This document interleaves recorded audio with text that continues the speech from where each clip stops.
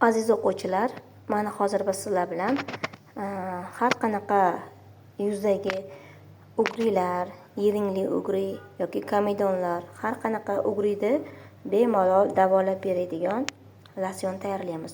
Buning uchun bizga kerak bo'ladi 150 gram destillangan suv, 3% pereksdan 20 gram, 20 gram 3% pereks. Ikkinchisi, mana ko'rib turibsiz, xlorofilipdan 5 gram. Buni aptekadan topsa bo'ladi. Keyin esa komfor spirti.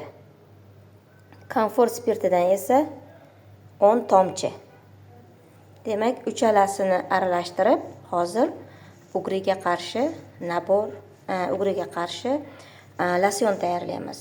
Men taxmin qo'yaman, endi sizlarga grammini yozib beraman. Demak, 20 gram 3% pereks qo'shamiz. 10 gram xlorofilip.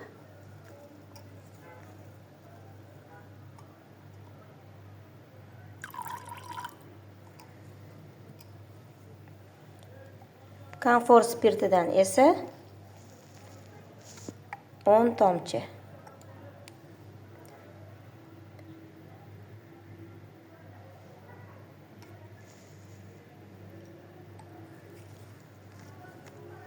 Endi bularni og'zini yopib qo'yamiz yaxshilab. Mana hammasini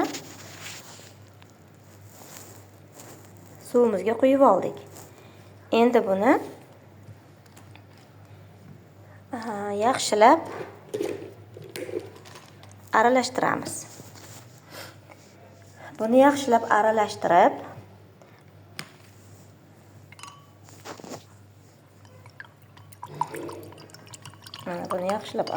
olamiz. Aralashtirib olganimizda mana shunday massa paydo bo'ladi. Tayyor bo'lgan massamizni og'zi yaxshi yopiladigan shunga o'xshagan idishga qo'yamiz.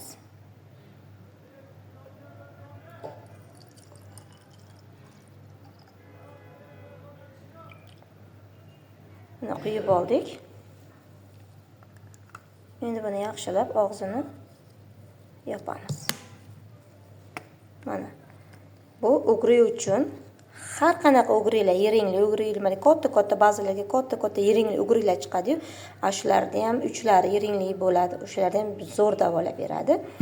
Komedonlar hammasiga juda ham yaxshi ta'sir qiladi, yuzning immunitetini tiklab beradi. Buni har kuni kechqurun toza yuzga vatni disk bilan yaxshilab artib uxlanadi, ertalab yuvib tashlanadi. Yuvib tashlagandan keyin o'g'il bolami, qiz bolami обязательно SPF krem surtish shart. Demak, buni tavsiya qilganingizdan keyin kunduziga albatta SPF surishi esdan chiqmasin.